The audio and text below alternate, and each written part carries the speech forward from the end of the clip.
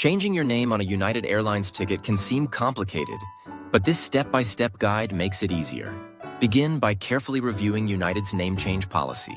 Understand that some name adjustments are permitted, while others might necessitate canceling your original ticket and rebooking a new one.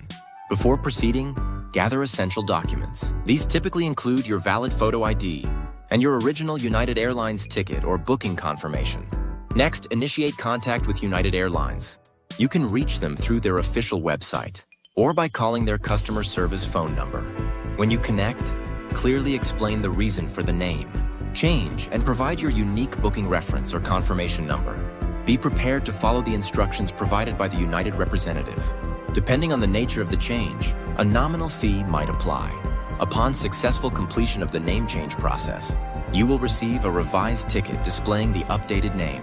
It is always wise to meticulously double-check all details on the new ticket to ensure accuracy and avoid any travel complications.